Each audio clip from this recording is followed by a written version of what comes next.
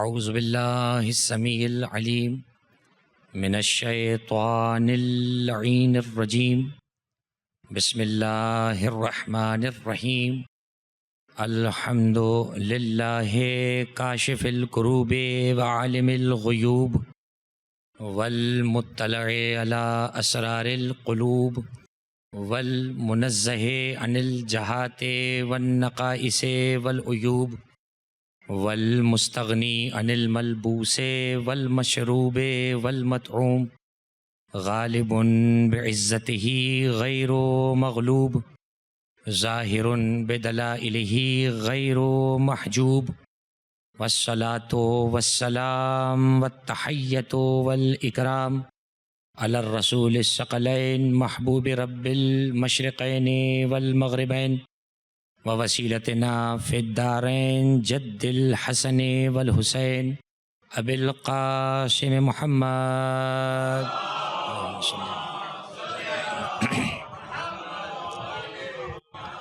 وآلہ الطیبین الطاہرین المعصومین المظلومین المنتجبین المنتخبین واللعنۃ الدائمۃ علی اعدائہم اجمعین اما بعد فقد قال اللہ سبحانہ وتعالی فی محکم کتابہ المجید وفرقانہ الحمید وقولہ الحق بسم اللہ الرحمن الرحیم وَإِذْ قَالَ إِبْرَاهِيمُ رَبِّ اجْعَلْ هَذَا الْبَلَدَ آمِنًا وَاجْنُبْنِي وَبَنِيَّ أَن نَّعْبُدَ الْأَصْنَامَ رَبِّ إِنَّهُنَّ أَضْلَلْنَ كَثِيرًا مِّنَ النَّاسِ وَمَن تَبِعَنِي فَإِنَّهُ مِنِّي وَمَن عَصَانِي فَإِنَّكَ غَفُورٌ رَّحِيمٌ۔ صلوات پڑھے محمد والے اللہم صلی علی محمد۔ ارباب اعزاء، قرآن مجید کی جس آیہ وافی ہدایہ کو اس مجلس اعزاء سے گفتگو کے طور پر تلاوت کا شرف حاصل کیا ہے، وہ سورہ مبارکہ ابراہیم کی دو آیات ہیں جن کا نشان 25 اور 26 ہے، اور سورہ مبارکہ ابراہیم قرآن مجید کا 13واں سورہ ہے، اور وہ دو آیات جو سرنامہ کلام کے طور پر تلاوت کی گئی ہیں ان کا عنوان حالات حاضرہ کے اعتبار سے بہت زیادہ مربوط بھی ہے اور بہت زیادہ مانوس بھی ہے۔ ارشاد پروردگار ہو رہا ہے وَإِذْ قَالَ إِبْرَاهِيمُ، اے میرے محبوب اس وقت کو یاد کیجئے کہ جب ابراہیم علیہ السلام یہ فرما رہے تھے اور دعا کر رہے تھے رَبِّ اجْعَلْ هَذَا الْبَلَدَ آمِنًا، جب مکے کی وادیوں میں ابراہیم یہ دعا کر رہے تھے پروردگار اس شہر مکہ کو امن والا شہر قرار دے، تو بنیادی طور پر اس آیت سے ایک بات کا تو ادراک ہو گیا کہ امن ایک ایسی نعمت ہے کہ جس کے طالب انبیاء کرام بھی رہے ہیں۔ انبیاء بھی چاہتے ہیں کہ امن و امان پایا جائے۔ امن ایک ایسی نعمت ہے کہ جس کی دعا حضرت ابراہیم کی دعاؤں میں ہمیں نظر آتی ہے، اور شہر مکہ کو امن والا شہر ہونے کی دعا کر رہے ہیں حضرت ابراہیم۔ ارشاد ہوا وَإِذْ قَالَ إِبْرَاهِيمُ رَبِّ اجْعَلْ هَذَا الْبَلَدَ آمِنًا، پروردگار اس شہر مکہ کو امن والا بنا۔ تمام اہل علم تشریف فرما ہے اور سامعین و ناظرین جانتے ہیں کہ شہر مکہ وہ شہر ہے کہ جہاں حدود حرم کے اندر شکار بھی منع ہے، کسی جاندار کا قتل بھی منع ہے، حتیٰ کہ اگی ہوئی گھاسوں کا اکھاڑنا اور جگہ سے ہٹانا بھی منع ہے۔ یعنی اسلام اس سے زیادہ امن کا درس کیا دے گا کہ جو حدود حرم میں کسی جاندار کو نقصان پہنچانے سے منع کرتا ہو، زمین سے اگی ہوئی گھاس کو اکھاڑنے سے منع کرتا ہو، وہ اسلام کے نام پر گردنیں کاٹنے کی تربیت اور تائید کیسے کر سکتا ہے؟ چنانچہ بنیادی طور پر قرآن مجید کا پیغام بہت واضح اور بڑا آشکار اور بڑا مربوط ہے۔ سورہ ابراہیم کی آیت جس کا نشان 25 ہے، وَإِذْ قَالَ إِبْرَاهِيمُ رَبِّ اجْعَلْ هَذَا الْبَلَدَ آمِنًا، پروردگار اس شہر مکہ کو امن والا شہر قرار دے، اور اس کے بعد کا جملہ وَاجْنُبْنِي، پروردگار مجھے بھی بچا لے، وَبَنِيَّ، اور میری اولاد کو بھی بچا لے، أَن نَعْبُدَ الْأَصْنَامَ، اس چیز سے مجھے اور میری اولاد کو بچا کہ ہم کبھی بت پرستی کے قریب جا سکیں۔ یعنی ابراہیم علیہ السلام کی دعا یہ ہے کہ میری نسلوں میں بت شکن تو موجود ہو، بت پرست موجود نہ ہو. وجنبنی، یہ وجنبنی وہی اجتناب سے نکلا ہے. وجنبنی و بنیہ، پروردگار مجھے اور میری ساری اولاد کو بتوں کی پرستش سے بچا لے. ہماری نسلوں میں بت شکن تو ہوں، بت پرست موجود نہ ہوں. یہی سبب ہے کہ ابراہیم علیہ السلام کی اس دعا کو مکمل ہونا تھا تو پروردگار نے علی ابن ابی طالب کی صورت میں اس دعا کو مکمل کیا. علی نے خانہ کعبہ کے اندر دوش پیمبر پہ سوار ہو کر بتوں کو توڑ کے بتایا کہ وہ جو دعائے ابراہیم اللہ کی کتاب میں نقل ہوئی ہے، اس دعا کی تعمیل کو علی ابن ابی طالب کہا جاتا ہے. یا علی اللہم صلی علی محمد وآل محمد وعجل. ارشاد پروردگار ہو رہا ہے کہ ابراہیم کی دعا نقل کر کے فرمایا وجنبنی و بنی ان نعبد الاصنام، پروردگار ہمیں بتوں کی پرستش سے بچا لے. بت کبھی ہمارے جو ہے قریب نہ ہوں اور ہم کبھی بتوں کو سجدہ کرنے والا نہ ہوں. یہی سبب ہے کہ مورخین نے اس واقعے کو لکھا کہ جب مولائے کائنات کی ولادت سے قبل حضرت نبی اکرم جب حضرت بنت اسد کی خدمت میں حاضر ہوا کرتے تھے تو کئی مرتبہ رسول خدا نے محسوس کیا کہ چچی اپنی جگہ سے بلند ہو جاتی ہیں. تو جب چچی اپنی جگہ سے بلند ہوئیں تو ایک دو مرتبہ کے بعد پیغمبر اکرم نے فرمایا چچی جان آپ فقط میری چچی نہیں ہیں، آپ کا رشتہ میری ماں کے برابر ہے، لہٰذا میں یہ گوارہ نہیں کرتا کہ آپ میری تعظیم میں جگہ سے کھڑی ہوں. یہ بھتیجے کی تربیت تھی اور وہ چچی کا جملہ ہے. فرمایا کہ اے میرے بھتیجے میں اپنی چاہ سے کھڑی نہیں ہوتی، میں کیا کروں کہ جب آپ میری بارگاہ میں آتے ہیں تو وہ جو میرے شکم میں ہیں وہ مجھے مجبور کرتا ہے کہ میں تعظیم میں کھڑا ہو جاؤں. تو جہاں دنیا میں آنے سے قبل آداب رسالت معین کیے جا رہے ہوں اسی کو امامت کہا جاتا ہے، اسی کو امامت کہا جاتا ہے. اللہم صلی علی محمد وآل محمد.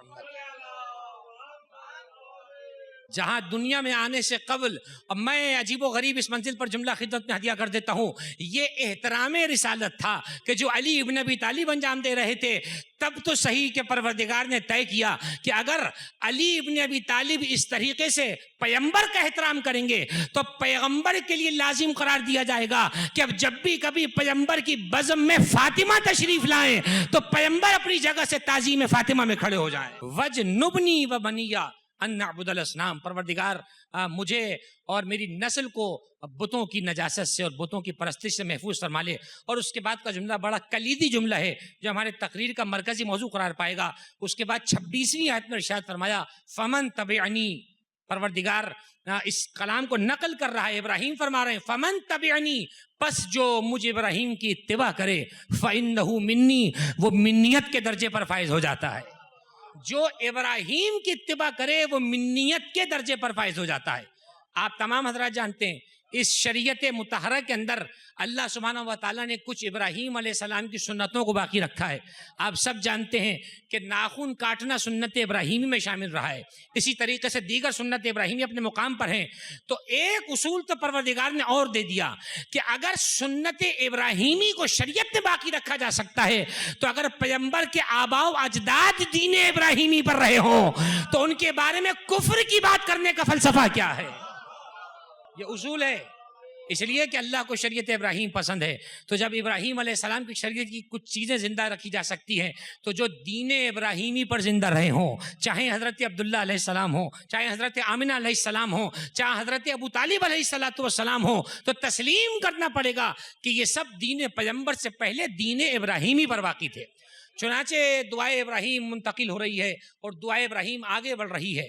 ارشاد ہوا وجنبنی و بنیہ ان نعبد الاصنام، پروردگار ہمیں بتوں کی پرستی سے محفوظ فرما لے. یہ فقط پہلی دعا نہیں ہے، ابھی ماہ محرم سے قبل عید الاضحیٰ کا مہینہ گزرا ہے اور ایک عید الاضحیٰ کا ایسا فریضہ کہ جس کو تمام لوگوں نے مل کر انجام دیا. آپ سب جانتے ہیں کہ عید الاضحیٰ کے موقع پر حج عطا کیا جاتا ہے اور جب حج اس مقام پہ ادا ہو رہا ہوتا ہے تو حج کے کچھ ارکان ہیں، کچھ وقوف عرفات ہے، کہیں مزدلفہ ہے، کہیں منی ہے، کہیں پر رمی جمرات ہے، کہیں پر جو ہے وہ قربانی کو ذبح کیا جاتا ہے. یہ سب قرآن مجید میں آیات موجود ہیں. لہذا اسی سے اگلی آیت 27ویں آیت سورہ ابراہیم کی کہ جب ابراہیم علیہ السلام نے اپنی اولاد کو بے آب و گیا صحرا میں چھوڑا تو پھر فرمایا ربنا انی اسکنت من ذریتی بواد غیر ذی زرع عند بیتک المحرم ربنا لیقیموا الصلاۃ فاجعل افئدة من الناس تهوی الیہم وارزقهم من الثمرات لعلهم یشکرون. آیت 27ویں ہے سورہ ابراہیم ہے، 14واں سورہ ہے، آیت طویل ہے. ارشاد پروردگار ہوا اے میرے پروردگار میں اپنی ذریت کو تیرے حرمت والے گھر کے پاس ایسے موقع پر چھوڑ رہا ہوں کہ جب صحرا میں نہ کوئی پانی کا انتظام ہے نہ رہائش کا انتظام ہے، بے آب ہو گیا صحرا کے اندر، میں اپنی اولاد کو چھوڑ رہا ہوں. عزیزان گرامی، آپ سب جانتے ہیں کہ انسان آبادی پسند ہے، انسان تنہائیوں میں رہنا پسند نہیں کرتا، انسان بربادی میں رہنا پسند نہیں کرتا. یہ کیسے ممکن ہے جو ایک عام انسان متصور نہ کرتا ہو وہ ابراہیم علیہ السلام نے انجام دیا؟ کیسے ابراہیم علیہ السلام نے اپنی اولاد کو بے آب ہو گیا صحرا میں چھوڑا؟ تو اب قرآن مجید اس کا جواب دے رہا ہے. چونکہ حج کے نقوش بٹانے تھے، چونکہ حج کے نقوش بنانے تھے، چونکہ دین کی داغ بیل ڈالنی تھی، تو فرمایا پروردگار میں اپنی ذریت کو اس بے آب و گیا صحرا میں چھوڑ رہا ہوں تیرے حرمت والے گھر کے پاس. اس کا مطلب ابراہیم کی نگاہ میں وہ میدان نہیں ہے، ابراہیم کی نگاہ میں وہ مکان ہے جو حرمت والا ہے، جسے خانہ کعبہ کہا جاتا ہے. اب کوئی پوچھے ابراہیم علیہ السلام سے کہ اس مٹی کے مکان کے پاس اپنی اولاد کو کیوں چھوڑ رہے ہیں؟ تو پلٹ کر جواب آیا ربنا لیقیموا الصلاۃ، پروردگار اس لیے چھوڑ رہا ہوں تاکہ اقامت صلاۃ ہو.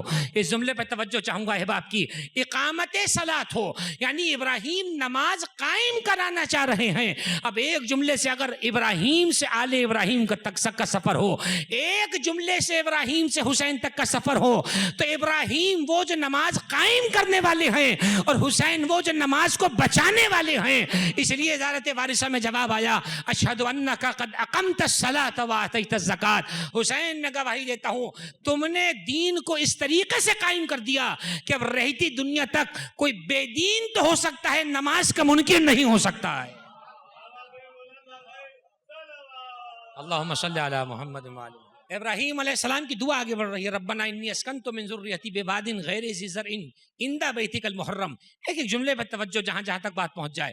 میں تیری حرمت والے گھر کے پاس اپنی اولاد کو چھوڑ رہا ہوں. اور اس کے بعد کا جملہ پالیسی میکنگ جملہ ہے.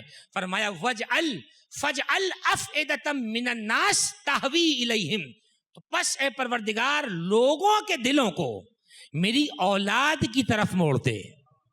دیکھیے دو جملوں پہ توجہ چاہوں گا. فرمایا میں تیرے حرمت والے گھر کے پاس اپنی ذریت کو چھوڑ رہا ہوں. دو چیزیں ہیں، ایک ہے اللہ کا گھر، ایک ہے ذریت ابراہیم. چھوڑا اپنی اولاد کو کعبے کے پاس. پھر اگلا جملہ فرمایا لیکن لوگوں کے دلوں کو میری اولاد کی طرف موڑ دے. اہل دقت تشریف فرما ہے. میں چاہوں گا قرآن مجید کی اس آیت کا ترجمہ جا کے پڑھا جائے. سورہ ابراہیم میں آیت کا نشان 26 ہے. فَجْعَلْ أَفْئِدَةً مِّنَ النَّاسِ تَهْوِي إِلَيْهِمْ. الیہم کا ترجمہ یہ ہوگا کہ لوگوں کے دلوں کو میری اولاد کی طرف موڑ دے. یہ نہیں کہا لوگوں کے دلوں کو کعبے کی طرف موڑ دے، اس لیے کہ کعبہ پتھر کا بنا ہے اور ابراہیم کی اولاد میں ابراہیم کا خون دوڑ رہا ہے. ابراہیم علیہ السلام کی دعا عجیب دعا ہے. فرمایا پروردگار فجعل افئدۃ من الناس تہوی الیہم. دیکھیے اگر کعبے کی طرف دل موڑنے کی بات ہوتی تو لفظ ہوتا تہوی الیہا، لیکن الیہا نہ ہونا بتا رہا ہے کہ ابراہیم علیہ السلام دعا کر رہے ہیں پروردگار لوگوں کے دلوں کو کعبے کے بجائے میری اولاد کی طرف موڑ دے. اب میرا سوال یہ ہے کہ یہ کیوں نہیں کہا کہ لوگوں کے دلوں کو کعبے کی طرف اور میری اولاد کی طرف موڑ دے؟ دیکھیے کعبہ ہے مٹی کا بنا ہوا، کعبہ مٹی کا بنا ہوا مکان ہے. مٹی کے مکان جذبات نہیں رکھتے. توجہ، مٹی کے مکانات احساسات نہیں رکھتے. مٹی کے مکانات خوشی اور غم کو محسوس نہیں کرتے. لیکن جب بات آئی ابراہیم علیہ السلام کی اولاد کی، ان کے احساسات بھی ہیں، ان کے خوشی اور غم کے جذبات بھی ہیں، ان کے ساتھ دکھ اور تکلیف کے معاملات بھی ہیں. تو فرمایا لوگوں کے دلوں کو موڑ دے. میری اولاد کی طرف. اس کا مطلب یہ ہوا کہ ابراہیم یہ چاہتے ہیں جو لوگ آئیں کعبے کی طرف لیکن ان کے دل میری اولاد کی طرف جھکنے والے ہوں. تو پروردگار بڑا کریم ہے, پلٹ کر جواب دیا, ابراہیم تم صرف یہ چاہتے ہو کہ لوگوں کے دلوں کو کعبے کی طرف موڑ دیں. ہم کریم عطا ہیں, زیادہ عطا کرنے والے ہیں. ہم پلٹ کر جواب دیتے ہیں قل لا اسألکم علیہ اجرا الا المودۃ فی القربى. ہم صرف دلوں کو اولاد کی طرف نہیں موڑیں گے بلکہ ہم تیری اولاد کی محبت کو پورے دین کا بدلہ قرار دیں گے. اللہم صلی علی محمد و آل محمد. قل لا اسألکم علیہ اجرا الا المودۃ فی القربى. ہم پورے دین کا بدلہ قرار دیں گے اہل بیت کی محبت کو. سارے عالم اسلام کا اجماع ہے کہ اہل بیت کی محبت دین کے فرائض میں سے ہے. جیسے نماز اور روزے حج و زکوٰۃ کا سوال ہونا ہے, اسی طریقے سے محبت اہل بیت کا سوال ہونا ہے. واپس آ جائیے آیت کی طرف. ربنا انی اسکنت من ذریتی بواد غیر ذی زرع عند بیتک المحرم. کبھی توجہ کیا آپ نے, یہ جو حج ہے یہ مکمل ایک خانوادے کی نقل کا نام ہے. یہ مکمل ایک خانوادے کی نقل کا نام ہے.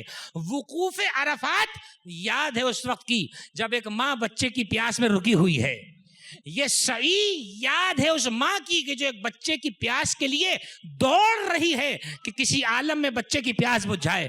یہ رمی جمرات یاد ہے اس مقام کی کہ جہاں 3 مقام پہ شیطان نظر آیا تو اسے کنکری مار کر دور کیا گیا. اس کا مطلب یہ ہوا پروردگار یہ چاہتا ہے کہ حج میرا ہو مگر یادگار ایک پورے خانوادے کی ہو. مجھے تعجب ہے کہ آپ کو حج کے نام پر ابراہیم کے خانوادے کی یاد تو قبول ہے مگر محرم کے نام پر حسین ابن علی کے خانوادے کے نام کی یاد قبول کیوں نہیں؟ غور فرما رہے ہیں. چنانچہ عجیب و غریب منزل ہے. اس کے بعد فرمایا ورزقہم من الثمرات. پروردگار جتنے لوگ یہاں تشریف لائیں جو تیرے گھر کے پاس حج کرنے کے لیے آئیں ان کو اپنی جانب سے ثمرات عطا کر, دنیا آخرت میں بہترین پھل عطا کر. لعلہم یشکرون, تاکہ وہ منزل شکر پر آ جائیں. سب جانتے ہیں کہ ابراہیم علیہ السلام خانہ کعبہ کی بنیادوں کو مکمل کرنے والے ہیں اور حج کی جو رسم ہے, جو حج کی عبادت ہے, یہ پروردگار عالم نے ابراہیم علیہ السلام کے زمانے سے شروع کی ہے. ابراہیم علیہ السلام کو حکم ہوا وَأَذِّنِ النَّاسَ, لوگوں کو اعلان کر کے بلاؤ. توجہ کیجیے گا, لوگوں کو اعلان کر کے بناؤ.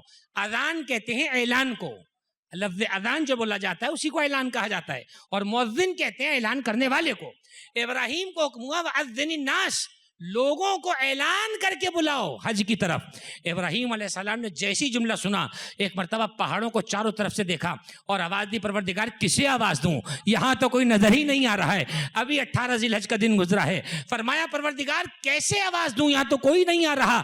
آواز دی صدا تم دو, لبیک کہنا ان کا کام ہے جو حج پر آنے والے ہیں. تو ہمیں ایک بات تو یہاں سے سمجھ آئی کہ صدا کا کان تک پہنچنا ضروری نہیں ہے. جن کے خمیر درست ہوا کرتے ہیں وہ صداؤں پہ لبیک کہہ دیتے ہیں.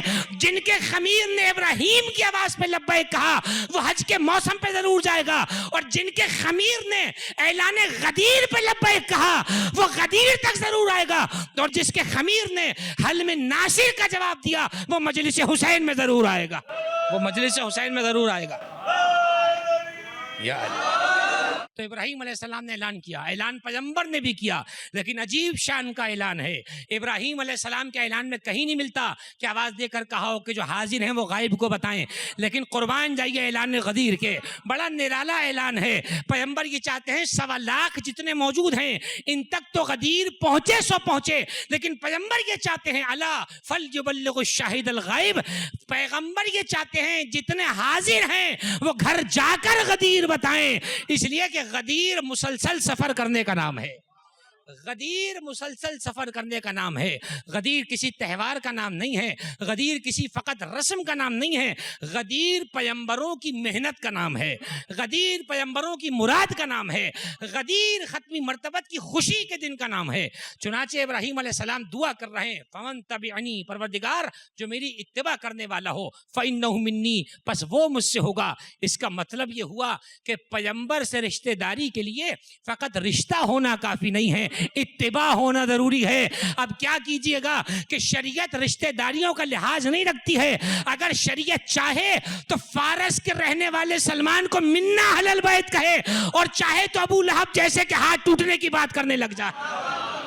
شریعت چاہے تو سلمان جو فارس کا رہنے والا ہے اسے منا کی منزل پر لے آئے، اور اگر چاہے تو ابو لہب کے ہاتھ ٹوٹنے کی بات کرے۔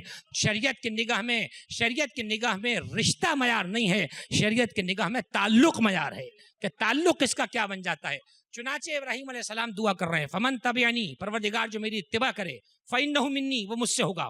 آج کے زمانے میں اگر آپ سنت ابراہیمی پر عمل کر رہے ہیں تو آپ گویا ابراہیم علیہ السلام سے ہیں، اور ابراہیم علیہ السلام کے زمانے میں رہ کر اگر کوئی ان سے کٹا پھر رہا ہے تو وہ زمانے میں رہ کر بھی ناکام ہے۔ تو ایک اصول تو قرآن نے دے دیا، نبیوں کے زمانے میں ہونا کافی نہیں ہے، نبیوں کے ساتھ ہونا ضروری ہے۔ ہم نے بہت سے ایسے دیکھے کہ جو ابراہیم کے ساتھ ہو کر بھی ابراہیم کے نہ ہوئے، اور ہم نے بہت سے ایسے دیکھے کہ جو کربلا میں نہ ہونے کے بعد بھی کربلا والے بن کے بیٹھے ہوئے۔ اس لیے کہ کربلا سے اور اہل بیت سے تعلق کے لیے ایک روحانیت بڑی ضروری ہے، اسی روحانیت کا نام مجلس اعضا ہے، اسی روحانیت کا نام فرش اعضا ہے، اسی روحانیت کا نام عزا و ولا ہے کہ جس کے ذریعے سے ہمارا تعلق اہل بیت سے مضبوط ہو جاتا ہے۔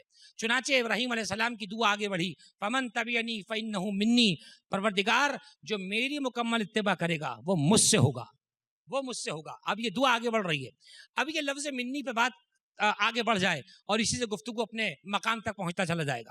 سب جانتے ہیں لفظ من عربی میں بولا جاتا ہے، اور اس من کے کئی معنی مختلف مقامات پہ استعمال ہوتے ہیں۔ اس من کا بڑا سامنے کا معنی یہ ہے کہ یہ کسی بازیت کو بیان کرنے کے لیے بیان کیا جاتا ہے۔ مثلا اگر ایک تھیلی میں میرے پاس چند درہم موجود ہوں تو میں کہوں اخذت من الدراہم، میں نے اس میں سے چند درہم لے لیے، تو من کا مطلب میں نے چند درہم لیے، چند یہاں پر باقی ہیں، یہ ہے من کا ایک معنی۔ لیکن یہی لفظ من جب منی بن جائے، بڑا پڑھا لکھا مجمع بیٹھا ہے، جب یہی لفظ منی بن جائے تو پھر بولنے والے کی نسبت سے لفظ کا قد بلند ہو جاتا ہے۔ میں اگر منی کہوں تو منی کا وزن مجھ جیسا ہو جائے گا، ابراہیم اگر منی کہیں تو وزن ابراہیم جیسا ہو جائے گا۔ لیکن اگر پیغمبر کسی کو کہہ دیں علی منی وانا منہ، تب جو وزن پیغمبر کا ہے وہی وزن علی کا ہو جائے گا، وہی وزن علی کا ہو جائے گا۔ ومن تبعنی فإنہ منی، جو میری مکمل اتباع کرے گا وہ مجھ سے ہوگا۔ تو اب پیغمبر اکرم ہیں اولاد ابراہیم کے اندر، آپ درود پڑھتے ہیں اللہم صلی اللہ محمد وعلی آل محمد کما بارکت علی ابراہیم و آل ابراہیم۔ تو آل ابراہیم کون ہے؟ آل ابراہیم محمد و آل محمد ہیں کہ جن کے ذریعے سے پروردگار نے نسل کو، نظام کو آگے بڑھایا، یعنی حضرت امام زمانہ تک سب کے سب آل ابراہیم ہیں۔ تو وہ جو درود ابراہیم سے شروع ہو رہا ہے وہ ختم ہو رہا ہے حضرت امام زمانہ صلوات اللہ وسلامہ علیہ تک۔ چنانچہ ابراہیم علیہ السلام کی دعا آگے بڑھی، فرمایا فمن تبعنی فإنہ منی، جو میری اتباع کرے گا وہ مجھ سے ہوتا چلا جائے گا۔ اب پیغمبر اکرم جس کو یہ مرتبہ عطا کر دیں، جس کو پیغمبر منیت کا مرتبہ عطا کر دیں، جس کو پیغمبر منیت کے درجے پر فائز کر دیں، وہ درجہ بہت بڑا ہے۔ میں نے بھی کہا کہ شخص کے اعتبار سے، بولنے والے کے اعتبار سے من کا دائرہ طے ہوتا ہے۔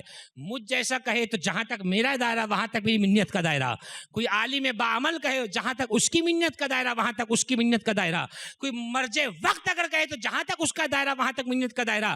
لیکن اگر تمام نبیوں کا سردار منیت کے منزل پہ کسی کو فائز کرے تو جہاں تک پیغمبر اکرم کا دائرہ ہے وہیں تک منیت کا دائرہ ہے۔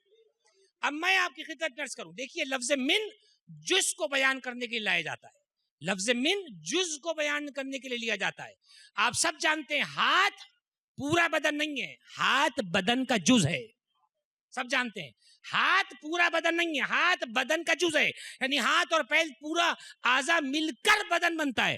لیکن میں اگر آپ سے کہوں کہ یہ جو جز ہے، اگر خدا نخواستہ کسی کا ہاتھ قطع ہو، ہاتھ جدا ہو جائے، تو بتائیے بدن کی شناخت ممکن ہے؟ یقیناً ممکن ہے، اس لیے کہ ہاتھ اگرچہ جز تھا مگر اس جز کے نکل جانے سے کل پہ کوئی فرق نہیں پڑا۔ یہ تھوڑا سا مرحلہ اگر گزر جائے تو بات آگے بڑھ جائے گی۔ ذرا جز کو سمجھیے گا کہ اگر بعض جز وہ ہوتے ہیں کہ جن کے نکل جانے سے کل پہ فرق نہیں پڑتا۔ مثلا ہاتھ بدن کا جز ہے، اگر یہ کٹ بھی جائے تو بدن سالم ہے، شناخت ہو جائے گی۔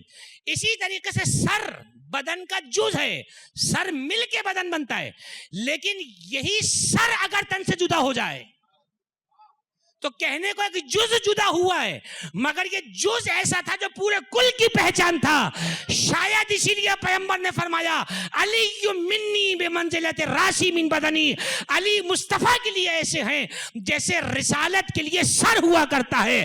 گویا رسالت بدن ہے، امامت سر ہے.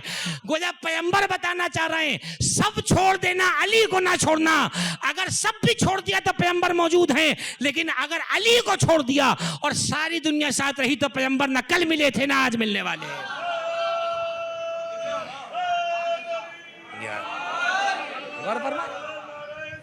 اللہم صلی علی محمد وآل محمد وعجل فرجهم فمن تبعنی فإنہ منی. تو اب یہ لفظ من اپنے مقام پہ آگے بڑھ رہی ہے گفتگو. سب جانتے ہیں پیغمبر اکرم نے جو منزلت امیر المومنین کو عطا فرمائی، وہ منزلت پیغمبر اکرم کی بارگاہ سے کسی کو عطا نہیں ہوئی.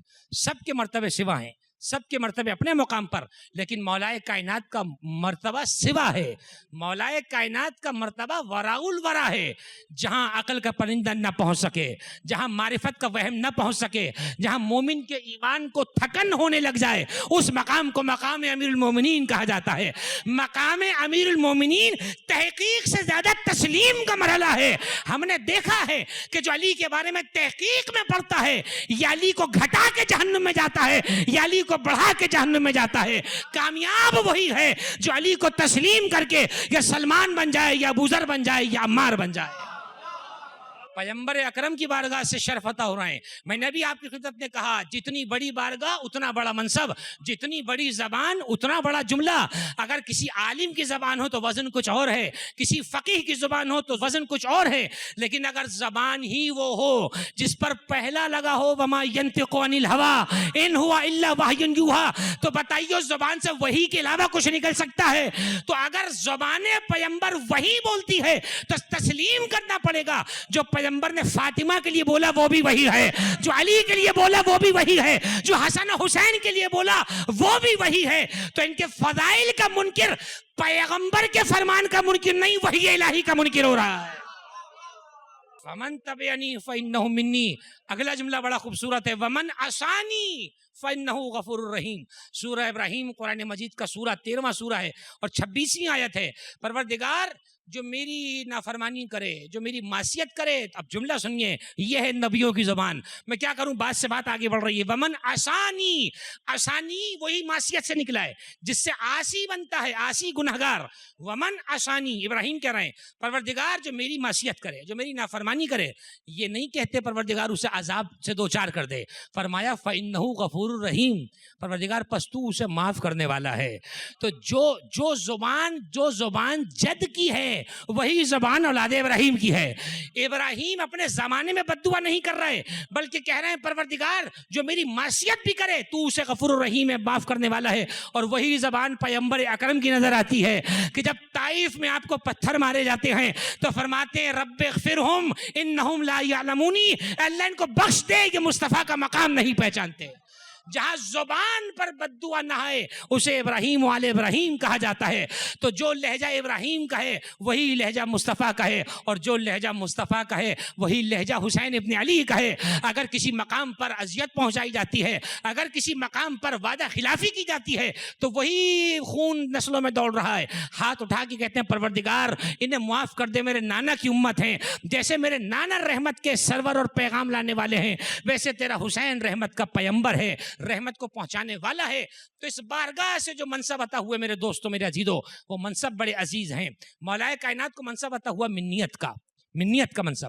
آپ سب جانتے ہیں کہ پیغمبر اکرم نے جو کہا نا سلمان و منا اہل البیت، کوئی کسی دھوکے میں نہ رہے کہ پیغمبر اکرم نے حضرت سلمان کو حقیقی اہل بیت میں قرار دیا ہے. سب نے لکھا اس بات کو کہ یہ اعزازی طور پہ اہل بیت کا ہے. ایک ہوتا ہے حقیقی طور پہ اہل بیت ہونا. حقیقی اہل بیت وہی ہیں جن پہ چادر تطہیر کا سایہ کیا گیا تھا. اب جو اعزاز پاتا چلا جائے گا وہ پیغمبر کے اہل بیت میں آتا چلا جائے گا. ایک عجیب جملہ نہج البلاغہ کے اندر ہے. مولا کائنات نے جب حضرت کمیل کو دیکھا تو ایک عجیب جملہ دیا, اور یہ آپ اور سب میرے لیے تسلی کا جملہ ہے. مولا کائنات نے 1400 سال بعد بھی اہل بیت سے تعلق کا طریقہ بتا دیا. فرمایا یا کمیل لا تاخذ الا عنا فتکم منا.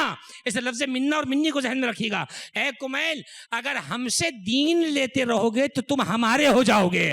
اس کا مطلب یہ ہوا کہ اگر آج کے زمانے میں بھی کوئی منا کی منزل پر آنا چاہتا ہے تو دین یا علی سے لے یا علی کے بچوں سے لے, یا علی سے لے یا علی کے بچوں سے لے. یا کمیل کو نصیحت کی ہے, لا تاخذ الا عنا, کمیل دین سوائے علی اولاد علی کے کسی سے نہ لینا. فتکم منا, تو تم ہم میں سے ہو جاؤ گے. مجھے اگر یہ مجمع محترم مجمع اجازت دے, اس جملے کو الٹ کر کے کہوں, پیغمبر کہنا چاہ رہے ہیں, مولا کائنات کہنا چاہ رہے ہیں, اگر ہم سے دین لوگے تو ہم میں سے ہو جاؤ گے. اب مجھے بتائیے, جو ان کے علاوہ سب سے دین لیتے رہے ہوں وہ سب کے تو ہو سکتے ہیں, علی اولاد علی کے نہیں ہو سکتے. وہ سب کے ہو سکتے ہیں, علی اولاد علی کے نہیں ہو سکتے. تو اب لفظ منی آگے بڑھ رہا ہے, تو علی کے لیے پیغمبر کی یہ سند موجود ہے, علی منی وانا منہ. عالم اسلام کی کتابیں چھلک رہی ہیں, میرے پیش نگاہ بہت سے حوالے ہیں. عالم اسلام نے ان حدیثوں کو اپنی کتابوں میں نقل کیا, لیکن میں فقط 3 حدیثوں کی طرف متوجہ کرنا چاہتا ہوں, اس لیے کہ بزرگان تشریف فرما ہیں اور نوجوان بڑی تعداد میں بیٹھے ہوئے ہیں. جہاں تک بات پہنچ جائے, عالم اسلام کی معتبر ترین کتاب صحیح بخاری, 3 حدیثیں کتاب مناقب میں امام بخاری جو مولا متقیان کے لیے لے کر آئے. یعنی ابواب و مناقب صحابہ میں جب آپ باب مناقب و علی ابن ابی طالب کھولتے ہیں جا کر, تو 3 حدیثیں پیغمبر کی ایسی ہیں کہ اگر کوئی اور حدیث شان علی میں نہ بھی ہو, وہ 3 حدیثیں ہی کافی ہیں. میں چاہوں گا کہ یہ مجمع ان حدیثوں پر توجہ فرمائے, اور میں تینوں حدیثوں کا ایڈریس آپ کی خدمت میں بتا چکا. ان 3 حدیثوں کا نام سنیے گا کیا ہے. پہلی حدیث ہے حدیث منزلت, یا علی اما ترضا ان تکون منی بمنزلت ہارون من موسیٰ. وہی لفظ منی دوبارہ غور فرمائیے گا. یا علی تمہیں مجھ سے وہ منزلت حاصل ہے جو ہارون کو موسیٰ سے تھی. الا انہ لا نبی بعدی, مگر یہ کہ میرے بعد کوئی نبی نہیں آئے گا. یہ ہے حدیث منزلت. اور اس کے بعد دوسری حدیث جس کے ٹکر کی کوئی حدیث عالم اسلام میں نہیں ہے, وہ ہے حدیث رایت. رایت کہتے ہیں پرچم کو, سب جانتے ہیں اس لیے کہ علمدار کا ماتم کرنے والے بیٹھے ہوئے ہیں, سب جانتے ہیں حدیث رایت کون سی حدیث ہے. جب خیبر میں علم علی کو دیا جا رہا تھا, فرمایا لأعطین الرایت غدا رجلا کرارا غیر فرار یحبہ اللہ ورسولہ ویحب اللہ ورسولہ. کل علم اسے دوں گا جو مرد ہوگا, جو کرار ہوگا, پلٹ پلٹ کے حملے کرنے والا ہوگا. یہ دوسری حدیث وہ ہے.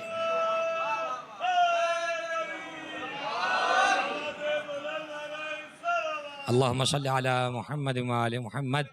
بات اپنے وقت میں تمام ہو جائے. پہلی حدیث حدیث منزلت صحیح بخاری کے اندر, جس کے برابر کی کوئی حدیث نہیں ہے. دوسری حدیث حدیث رایت, مولا متقیان کو پرچہ ملنا. اور تیسری حدیث جو میرا موضوع ہے, حدیث منیت, یا علی انت منی وانا من کا, علی تو مجھ سے ہے میں تجھ سے ہوں. اب اس حدیث تک اگر میرا مجمع پہنچ گیا تو اب دیکھیے, علی کو سمجھنے کی ضرورت نہیں ہے, بس مصطفیٰ سمجھ آ گئے تو علی خود بخود سمجھ آ جائیں گے. کیونکہ پیغمبر نے یہ نہیں کہا علی تو مجھ جیسا, فرمایا علی جو میری منزلت ہے وہی تیری منزلت ہے. اس کا مطلب یہ ہوا جہاں جہاں فضائل علی کو سمجھا جا رہا ہے وہاں رسول کو سمجھا جا رہا ہے, اور جہاں ابھی تک فضائل علی پہ گفتگو کی جا رہی ہے اس کا مطلب وہاں ابھی رسول پر گفتگو کی جا رہی ہے. اس لیے کو علی کو سمجھنے کے لیے رسول کو سمجھنا ضروری ہے. علی تک وہی آ سکتا ہے جو بارگاہ مصطفیٰ تک آ چکا ہو. تو یہ 3 حدیثیں بڑی کلیدی ہیں, حدیث منزلت, حدیث رایت, حدیث منیت. اور عالم اسلام کے بزرگوں نے یہ اقوال اپنے دامن سے محفوظ کر کے دیے.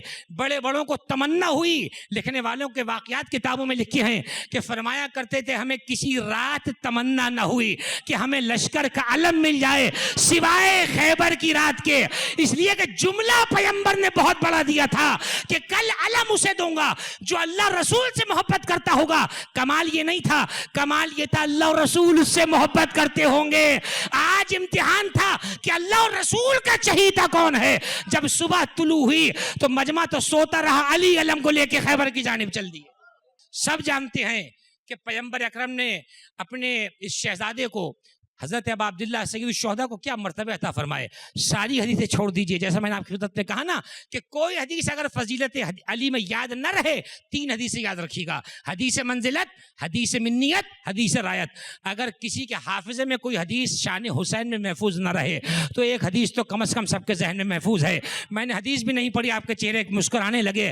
حسین منی وانا من حسین، حسین مجھ سے ہے، میں حسین سے ہوں.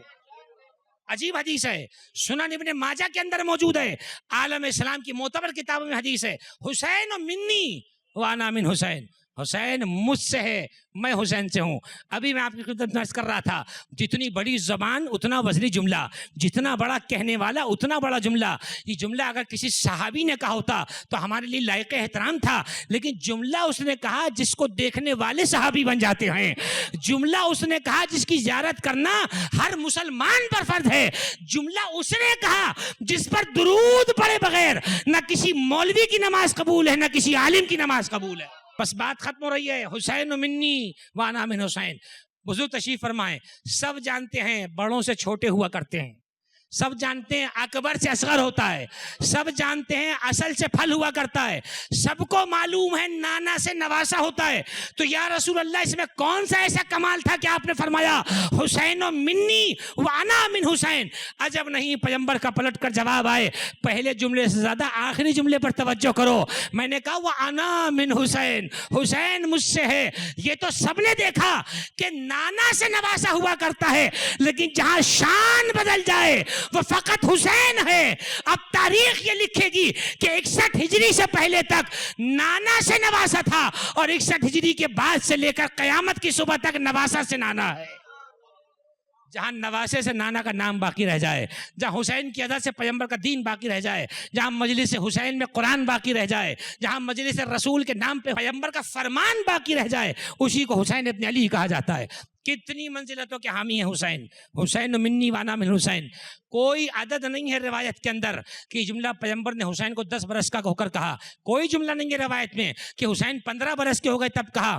بلکہ جیسے حسین نے دنیا میں آنکھ کھولی، ابھی تو کوئی محنت بھی نہیں کی، ابھی تو کسی میدان کا سفر بھی نہیں کیا، ابھی تو ماں کی گود سے بھی نہیں اترے، ابھی تو مدینے کی دھوپ سر پہ نہیں پڑی، تو ابھی بچپن سے منصب عطا کر کے فرمایا حسین منی وانا من حسین. میں کہوں یا رسول اللہ پہلے محنت تو کر لینے دیجئے، پھر منصب عطا کر دیجئے گا. عجب نہیں پلٹ کر جواب آئے کہ جہاں اعتبار رسالت کا ہو، اتنا اعتبار کہ جو منصب دیا جا رہا ہے حسین اس منصب پہ سر تو کٹا دے گا مگر ایک لمحے کے لیے قدم پیچھے نہیں ہٹائے گا. اسی لیے پیغمبر نے سند دی حسین منی وانا من حسین. حسین مجھ سے ہے، میں حسین سے ہوں. علماء اعلام نے اپنی کتابوں میں اس حدیث کو جگہ دی ہے. اس حدیث پہ تبصرہ کیا علماء نے. یہ کیوں کہا پیغمبر نے حسین مجھ سے ہے، میں حسین سے ہوں؟ علماء فرماتے ہیں سب جانتے ہیں کہ حسین فاطمہ زہرا کے بیٹے ہیں، اور فاطمہ زہرا نبی کی بیٹی ہیں. اللہ نے نبی کی نسل کو براہ راست کسی بیٹے سے نہیں چلایا، بلکہ نبی کی بیٹی کے بیٹوں کو نبی کا بیٹا کہا گیا. عالم اسلام متفق ہے. ہارون رشید کا مناظرہ 7ویں امام کے ساتھ موجود ہے. جب وہ آیا پیغمبر کی قبر پر اور کہنے لگا السلام علیکم یا عم، اے میرے چچا آپ پر سلام ہو، تو 7ویں امام نے بھی بڑے ناز سے کہا السلام علیکم یا جدہ، اے ہمارے باپ آپ پر ہمارا سلام ہو. تو ہارون نے تل ملا کر پوچھا آپ نے ان کو اپنا باپ کیسے کہا؟ آپ تو علی کی اولاد ہیں. امام نے فرمایا اتنا بھی یاد نہیں کہ قرآن مجید میں اللہ نے عیسیٰ کو نبیوں کی اولاد کہا ہے. تو کہا یہ بتا عیسیٰ کا کون سا باپ تھا جس کے ذریعے سے عیسیٰ نبیوں کی اولاد بنے؟ تو ہارون کہنے لگا کہ عیسیٰ اپنی ماں کی وجہ سے نبیوں کی اولاد ہیں. تو امام موسی کاظم نے فرمایا جب عیسیٰ اتنے واسطوں کے ساتھ مریم کے ذریعے نبی کی اولاد ہو سکتا ہے تو کیا میں ایک واسطے کے فاصلے سے نبی کی اولاد نہیں ہو سکتا؟ عجیب ہے، عجائب. حسین منی وانا من الحسین. یہ ناز ہے اہل بیت کا کہ سب چچا کہہ کے سلام کریں، امتی یا رسول اللہ کہہ کے سلام کریں، اور اہل بیت اپنا باپ کہہ کے سلام کریں. السلام علیکم یا جدہ، نانا آپ پہ ہمارا سلام ہو، بابا آپ پہ ہمارا سلام ہو. السلام علیکم یا ابن رسول اللہ جہاں کہا جائے وہ منزل حسین ابن علی کی منزل ہے. چنانچہ علماء نے لکھا کہ جو منزلت حسین ابن علی کو حاصل ہوئی اس کا بنیادی سبب یہ تھا چونکہ پیغمبر تھے اسماعیل کی اولاد سے، اور اسماعیل تھے ابراہیم کے بیٹے. سب جانتے ہیں کہ اللہ نے خواب دکھایا تھا اور خواب یہ تھا کہ انی ارا فی المنام انی اذبحک فانظر ماذا تری قال یا ابت افعل ما تؤمر ستجدنی ان شاء اللہ من الصابرین. جب خواب میں دیکھا کہ بیٹے کو ذبح کر رہے ہیں، صبح اپنے بیٹے کو ذبح کرنے کے لیے لٹا دیا. اب جب بیٹے کو ذبح کرنے کے لیے لٹایا تو فرض کیجئے اگر چھری اسماعیل کی گردن پہ چل جاتی تو پیغمبر نے آنا تھا نسل اسماعیل سے. اگر یہ جملہ پہنچ جائے تو بات اسی مقام پہ ختم ہو جائے. اگر چھری چل جانی تھی تو پیغمبر دنیا میں نہ آتے. پیغمبر دنیا میں نہ آتے تو ختم الانبیاء کا تاج کس کے سر پہ ہوتا؟ رحمت للعالمین کون ہوتا؟ امت کا شفیع کون ہوتا؟ لہذا منصوبہ پروردگار یہ طے ہوا، یا ابراہیم قد صدقت الرؤیا انا کذالک نجزی المحسنین. ابراہیم تم نے سچ کر دکھایا، ہم تو فقط تمہیں آزما رہے تھے. وفدیناہ بذبح عظیم. ابراہیم ہم نے تمہاری اس قربانی کو ایک بڑی قربانی سے بدل دیا. ہم نے تمہاری اس قربانی کو ایک بڑی قربانی سے بدل دیا ہے. اللہ اکبر. اب ذرا غور فرمائیے گا، شاعر پاکستان مفکر پاکستان علامہ اقبال نے کیا خوبصورت کہا، اللہ اللہ بائے بسم اللہ پدر مانے ہے ذبح عظیم آمد پسر. یعنی اسی چیز کی طرف شاعر مشرق نے اشارہ کر کے کہا اللہ اللہ بائے بسم اللہ پدر. میں حوالے اور بھی بہت رکھتا ہوں لیکن مفکر پاکستان کا حوالہ کافی ہے. اللہ اللہ بائے بسم اللہ پدر. اقبال کہہ رہے ہیں کہ کیا اللہ اس فضیلت کی، اس کی فضیلت کا کیا کہنا جو حقیقتوں کا نقطہ ہو. یہ جو بے کا نقطہ کہا گیا نا، یہ فقط بے کا نقطہ مراد نہیں ہے. ہر علم کی حقیقت کو علی کہا جاتا ہے، ہر معرفت کے سرچشمے کو علی کہا جاتا ہے. تو جیسے حقیقتوں کا سرچشمہ علی ہے ویسے شہادتوں کا قبلہ و کعبہ علی ہے. جب یہ معنی اقبال سمجھ گئے تو پھر اقبال نے قلم اٹھایا اور بڑی جرت کے ساتھ کہا کہ بیاں سر شہادت کی گر تفسیر ہو جائے، مسلمانوں کا قبلہ روضہ شبیر ہو جائے. بڑی ہمت چاہیے، ہمت چاہیے اس مصرے کے لیے. بیاں سر شہادت کی گر تفسیر ہو جائے. وہ راز کیا تھا جو حسین اپنے آپ کو قربان کر رہے ہیں؟ تو وہ جو قربانی اسماعیل پہ رکی تھی وہ آ کر ٹلی عبد المطلب تک. حضرت عبد المطلب نے نظر مانی کہ اگر میرے یہاں بیٹے ہو جائیں تو میں سب سے چہیتے بیٹے کو تیری راہ میں ذبح کر دوں گا. البتہ اسلام سے پہلے ہی والی منت ماننا جائز تھا. نظر مانی تو پروردگار نے بیٹے عطا کیے اور انہی بیٹوں میں حضرت عبداللہ جو پیغمبر کے والد ہیں.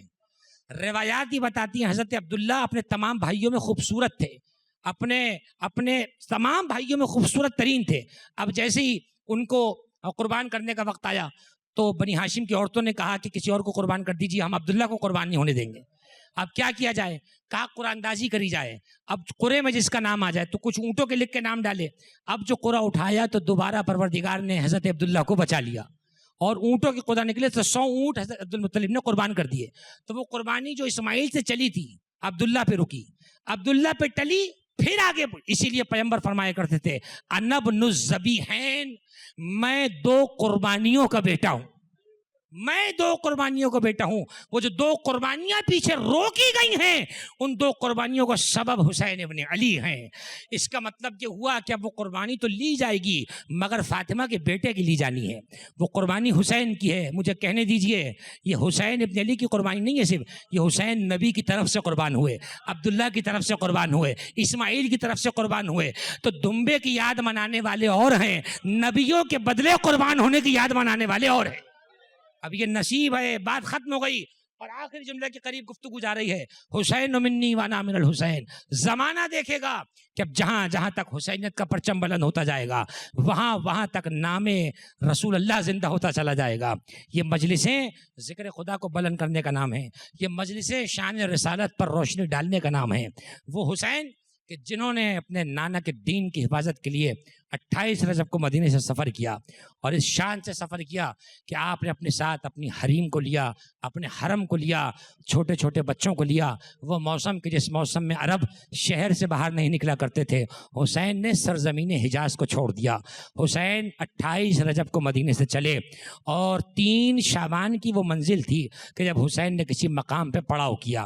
عجب نہیں کہ آسمان پہ چاند کو دیکھ کر گریا کیا ہو اور ایک بیٹی 3 شعبان کو مدینے میں یہ دعا کر رہی ہو کاش خدا میرے بابا کو دشمنوں سے محفوظ رکھے۔ حسین کے قدم بڑھتے ہوئے کربلا کے قریب ہو رہے ہیں۔ حسین کی منزل میں بہت ساری منزلیں ہیں۔ حسین نے راستے کے اندر سفیر حسین مسلم ابن عقیل کا غم بھی اٹھایا، مسلم کے یتیم بچوں کی شہادت کا تذکرہ بھی سنا، مسلم کی یتیم شہزادیوں کو گوشواری بھی پہنائے، اور پھر وہ وقت بھی آیا کہ جب حسین لبیک اللہم لبیک کی صدائیں سن کر 8 ذی الحجۃ الحرام کو، خانہ کعبہ کو ہمیشہ کے لیے چھوڑ رہے تھے اور جا رہے تھے اس منزل کی طرف جس کا نام کربلا ہے، جس کا نام کربلا ہے۔ میرے دوستوں، میرے عزیزوں، آ گئی وہ تاریخ کی جس کے لیے ہمیں پیدا کیا گیا، وہ دن جس کے لیے ہمیں خلق کیا گیا۔ ایک مرتبہ یہ قافلہ پہنچا کربلا کی زمین پر۔ حسین نے 2 یا 3 محرم کو کربلا میں خیمے لگائے، 7 محرم سے خیموں میں پانی بند ہو گیا۔ مجھے نہیں معلوم کہ چھوٹے بچوں کو ماؤں نے پانی کے بغیر کیسے بہلایا ہوگا، میں نہیں جانتا کہ علی اصغر کو کیا کہہ کر رباب نے بہلایا ہوگا، مجھے نہیں معلوم کہ حسین کی زبان پر کتنے کانٹے پڑے تھے۔ روایت یہ بیان کرتی ہے کہ جیسے تیسے 10 محرم کا دن آیا، اور جب 10 محرم کا سورج طلوع ہوا، ایک ایک کربلا کے میدان میں شہید ہونے جا رہا ہے۔ علامہ نقن مرحوم عجیب تجزیہ فرماتے ہیں حسین نے سب سے پہلے اپنے دوستوں کو مرنے کے لیے بھیجا، اس کے بعد اپنے سگوں کو مرنے کے لیے بھیجا، سب سے آخر میں حسین شہادت کو گلے سے لگانے کے لیے جا رہے ہیں۔ علامہ نقن فرماتے ہیں کون حسین کی کریمی کو سمجھے گا؟ حسین جانتے تھے کہ مہمانوں کی میزبانی میں کسر نہیں ہونی چاہیے، لیکن ساقی کوثر کا بیٹا اتنا غریب ہے کہ آج میزبانی کیسے کرے، آج پانی کا جام بھی نہیں ہے کہ حر اور حبیب ابن مظاہر کو پیش کر دیا جائے۔ لہذا حسین یہ بات جانتے تھے جو کربلا کے میدان میں جتنا جلدی شہید ہو جائے گا وہ اتنا جلدی غموں سے آزاد ہو جائے گا۔ یہی سبب ہے حسین نے اپنے عزیزوں کو مرنے کے لیے بھیجا، اور ایک وقت ایسا بھی آیا جب 18 برس کے بیٹے کو رخصت کرنے لگے، جب 32 برس کے عباس کو رخصت کیا، جب اپنے بھائی کی نشانی قاسم کو رخصت کیا، اون محمد جیسے بھانجوں کو رخصت کیا، اور جب وقت آخر آیا 6 ماہ کے صغیر کو ہاتھوں پہ لیا، آواز دی پروردگار یہ قربانی بھی قبول فرما لے۔